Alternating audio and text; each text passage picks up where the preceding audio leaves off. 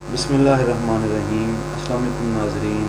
کل Saint of Pakistan کے اندر Pakistani federation کے حوالے سے ایک اہم ڈیولپمنٹ ہوئی ہے کہ حکومتی بینچز کی طرف سے پیش کیے جانے والا ایک بل اس کو شکست ہوئی ہے بڑے واضح طریقے سے،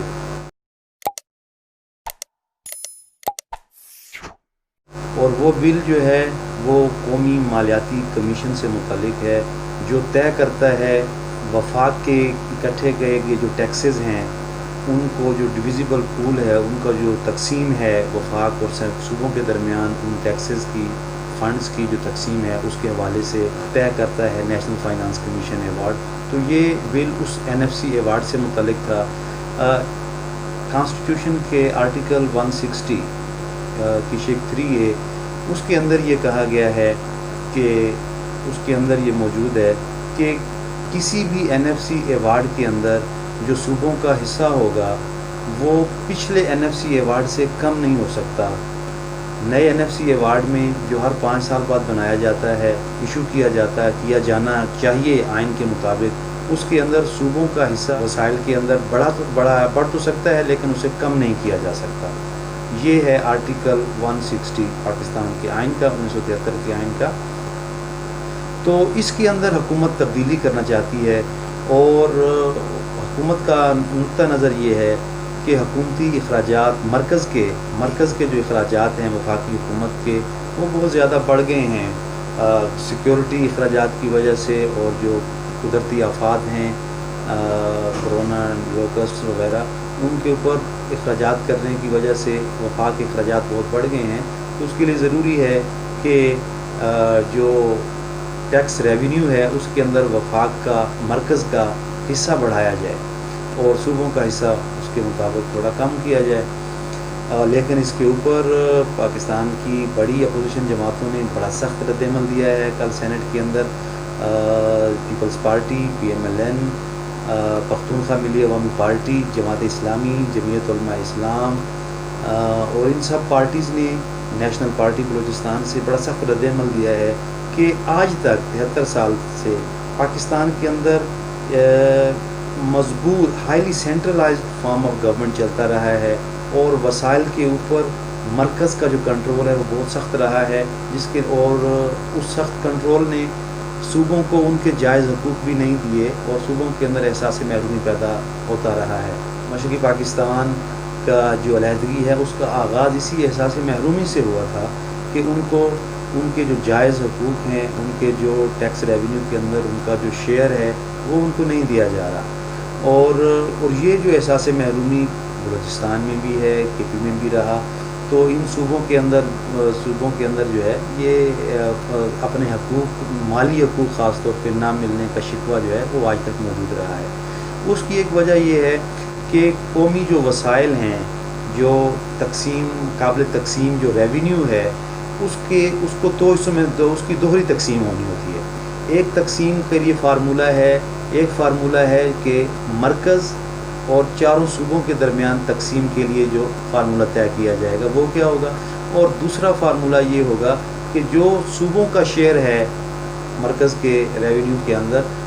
وہ صوبوں کے اندر باہمی طور پر 4 صوبوں کے اندر وہ کس بنیاد کے اوپر جو ہے وہ تقسیم کیا جائے گا۔ تو پہلے ہم دیکھتے ہیں مرکز اور صوبوں کے درمیان جو تقسیم ہے۔ تو آج جو موجودہ جو صورتحال ہے وہ یہ ہے کہ مرکز کو ڈویزیبل پول میں سے 42.5% حصہ مل رہا ہے ٹیکس ریونیو کا، اور صوبوں کو 57.5% حصہ مل رہا ہے۔ دوسرا جو پورشن ہے وہ ہے صوبوں کے درمیان تقسیم، کہ جو صوبوں کا 57.5% شیئر ہے ٹیکس ریونیوز کے اندر مرکز کے اندر، وہ صوبوں کے اندر وہ کس طرح تقسیم ہوگا۔ تو 2010 تک اس کی صوبوں کے اندر جو وسائل کی تقسیم ہے وہ آبادی کے مطابق کی جاتی رہی ہے کہ جس صوبے کی جتنی آبادی ہے اس کو اتنے % جو ہے وہ شیئر ملے گا۔ تو نیچرلی پنجاب جو کہ آبادی کے لحاظ سے سب سے بڑا صوبہ ہے، اس کو وسائل کا، ٹیکس ریونیوز کا بڑا حصہ ملتا رہا ہے، جس کے اوپر چھوٹے صوبوں کے شکایات اور تحفظات رہی ہیں اور احساس محرومی رہا ہے۔ لیکن 2010 کے اندر پیپلز پارٹی کی گورنمنٹ نے ایک بڑا لینڈ مارک ڈیسیجن لیا چھوٹے صوبوں کے احساس محرومی کو دور کرنے کے لیے میرے خیال میں ان کو اس کا کریڈٹ دینا چاہیے. تو انہوں نے صوبوں کے اندر وسائل کی تقسیم کے لیے ایک نیا ملٹی انڈیکیٹر جو ہے فارمولہ تیار کیا. صرف پاپولیشن کو نہیں دیکھیں گے بلکہ ہم اس کے ساتھ غربت اور احساس جو پسماندگی اور کا جو لیول ہے اس مختلف صوبوں کے اندر اس کو بھی دیکھنا چاہیے. جو ریونیو جنریٹ کر رہے ہیں صوبے جتنا اور کولیکٹ کر رہے ہیں اس کو دیکھنا چاہیے. اور تیسرے نمبر پہ جو پاپولیشن کی جو ڈینسٹی کا انورس ہے اس کو ہم دیکھنا چاہیے. تو ایک نیا فارمولہ بنایا گیا جس کے اندر 82% پھر بھی آبادی کو ویٹیج دیا گیا, 10.3% پاورٹی اور بیکورڈنس پسماندگی کو ویٹیج دیا گیا, اور 5% ریونیو کلیکشن اور جنریشن کو دیا گیا, اور 2.7% پاپولیشن ڈینسٹی کو دیا گیا. اس کے اندر جو ہے اب صورتحال یہ ہے کہ شروع سے پاکستان کے اندر جو ہے مرکز کی طرف سے جو تقسیم ہے وسائل کی وہ اتنی فیوریبل نہیں رہی ہے صوبوں کے لیے. اور مرکز اب دیکھیں بیسیکلی پروونسز ہیں وہی آپ کا مین فیڈریٹنگ یونٹس ہیں, اور ریاست جو فیڈریشن ہے جو ٹیکس کلیکٹ کر رہی ہے وہ مینلی پروونسز سے ہی کر رہی ہے, لیکن اس کا اختیار جو ہے وہ فیڈریشن کو ہے. تو اس کے اندر انکم ٹیکس ہے, sales tax, general sales tax ہے, کارپوریٹ ٹیکس ہے, اور ایکسپورٹ ڈیوٹیز ہیں جو کہ ان مختلف صوبوں سے جو ہے یہ کولیکٹ کرتا ہے سینٹر, اور اس کو پھر وہ صوبوں اور مرکز کے درمیان تقسیم کیا جاتا ہے NFC ایوارڈ کے تحت. تو اس کے علاوہ جو ٹیکس ریونیو ہے اس کے علاوہ جو صوبوں کو جو فنڈز ملتے ہیں ان کے اندر ایک رائلٹی ہے کہ جو نیچرل ریسورسز کسی صوبے کے اندر پیدا ہوتے ہیں ان کے اوپر جو رائلٹی ہے وہ بھی اس صوبے کو ملنی چاہیے جہاں سے وہ نیچرل ریسورس پیدا ہو رہا ہے. تو اس ضمن کے اندر جو ہے بلوچستان سے گیس 1950 سے نکالی جا رہی ہے, اور KPK سے جو ہے پانی سے بجلی بنائی جا رہی ہے جو بھی نیچرل ریسورس ہے. تو ان دو صوبوں کو یہ بھی شکایت رہی ہے کہ ان کی جو رائلٹی ہے وہ ڈیو شیئر ان کو نہیں دیا گیا وفاق کی طرف سے, اور سینکڑوں ارب جو ہیں وہ ڈیو ہیں اب بھی وفاق کی طرف. یہ جو ہے اس احساس محرومی کے پس منظر کے اندر جب یہ نیا فارمولہ اب 2010 کے اندر پیپلز پارٹی کی گورنمنٹ نے NFC ایوارڈ کے لیے تیار کیا تو اس کو صوبوں نے بڑے خوش دلی سے اس کو جو ہے خوش آمدید کہا, اس کو ویلکم کیا. اور جو ہے ان کو کل میں جو اسپیچز دیکھ رہا تھا بلوچستان اور KPK سے مختلف لیڈرز کی, تو وہ یہ کہہ رہے تھے کہ یہ ہماری بڑی دلجوئی ہوئی, ہمارے سارے گریوینسز تو دور نہیں کیے. جو 7th NFC ایوارڈ ایشو کیا پیپلز پارٹی کی گورنمنٹ 2010 میں, اور جو 18th امینڈمنٹ پاس کی اس کے ساتھ, تو ان دونوں چیزوں نے صوبوں کے حقوق کا بڑا حصہ صوبوں کو دیا ہے, پروونشل اٹانومی دی ہے. جو 18th امینڈمنٹ ہے اس نے مختلف فنکشنز جو ہے وہ ڈیوالو کیے ہیں صوبوں کی طرف, اور جو 7th NFC ایوارڈ ہے 2010 میں, تو اس نے جو ہے ان کو مالی خود مختاری میں اضافہ کیا ہے. مثال کے طور پہ سروسز ٹیکس اس کے اوپر پروونسز کا رائٹ تسلیم کیا گیا, اور جو اموویبل پراپرٹی ہے اس کے اوپر CVT جو ہے وہ صوبوں کا حق تسلیم کیا گیا کہ صوبے لگا سکتے ہیں. اس کے علاوہ جو نیچرل ریسورسز ہیں اس کے اوپر رائلٹی کا حق جو ہے ان کو تسلیم کیا گیا. لیکن اب صورتحال یہ ہے کہ مرکز اس سے سیٹسفائیڈ نہیں ہے اس تقسیم سے جو 2010 کے اندر جو نیا جو NFC ایوارڈ آیا ہے, اور جس کے اندر صوبوں کا جو شیئر بڑھایا گیا ہے, اور یہ جو آرٹیکل 160 میں 3A کلاس داخل کی گئی کہ جی صوبوں کا جو شیئر ہے وہ ہر NFC ایوارڈ میں آنے والے NFC ایوارڈ میں بڑھے گا, سابقہ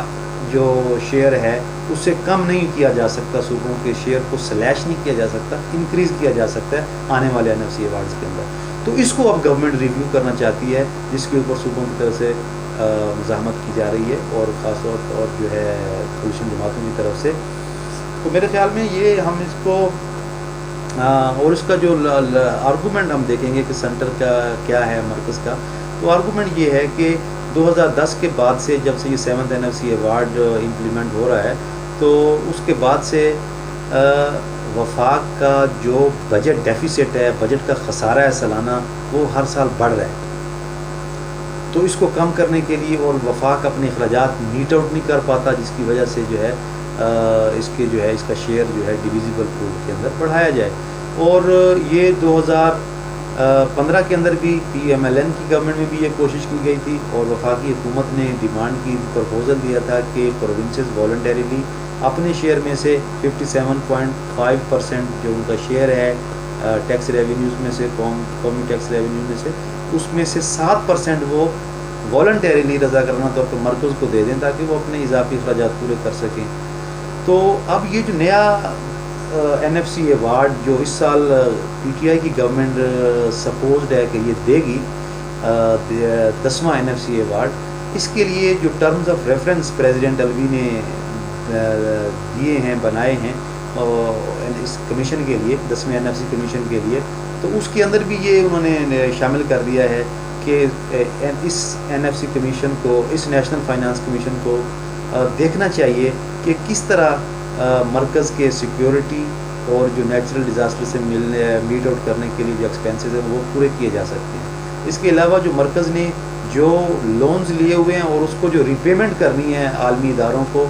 اس کو بھی جو ہے ذہن میں رکھ کر فارمولہ بنایا جائے. جو ابھی جو NFC ایوارڈ جاری کرنا ہے تو اس کا فارمولہ بنانے میں یہ مرکز کی یہ کمپلشنز اور یہ ایکسپینڈیچرز کو جو ہے وہ ذہن میں وہ رکھا جائے. اور یہی جو ترمیم کا جو بل پیش کیا سینٹ کے اندر کل بیرسٹر محمد علی صاحب نے, اس کا بھی یہی مقصد تھا تاکہ ایک ایسے NFC ایوارڈ کی راہ ہموار کی جائے جس کے اندر مرکز کا حصہ بڑھا دیا جائے اور صوبوں کا حصہ اس میں کچھ کمی کی جائے, جس کی اور اس کو بہت زیادہ مزاحمت کا سامنا کرنا پڑا. میرے خیال میں مرکز کا جو اوپینین ہے, جو پوزیشن ہے, وہ ڈیفینڈیبل نہیں ہے ایسا, کیونکہ مرکز کا جو بجٹ ڈیفیسٹ ہے اس کی بڑی وجہ 3 وجوہات ہیں. پہلی وجہ تو یہ ہے فیڈرل گورنمنٹ ہے وہ اپنی ٹیکس بیس کو بڑھا نہیں سکی اور ٹیکس وصولی کا جو ہدف طے کیا جا رہا ہے پچھلے کئی سال سے 5 سال سے کم از کم وہ میٹ آؤٹ نہیں کر رہے. اور آج بھی جو ٹیکس ٹو GDP جو ریشو ہے وہ 10% ہے, جو کہ فرض کیا گیا تھا, جو طے کیا گیا تھا 2010 میں کہ اس کو 15% تک لے کے جایا جائے گا, کہ اوور آل جو مکمل GDP ہے پاکستان کی اس کا 15% جو ہے وہ ٹیکس سے حاصل کیا جائے گا. تو ٹیکسز جو ہے وہ ٹیکس بیس بڑھا نہیں سکے. جو وفاق کا ادارہ ہے FBR وہ انکم اور کارپوریٹ ٹیکسز کو صحیح طرح وصول نہیں کر پا, اپنا ہدف پورا نہیں کر پا رہا, تو اس کی وجہ سے جو ہے وہ وفاقی حکومت خسارے میں جا رہی ہے.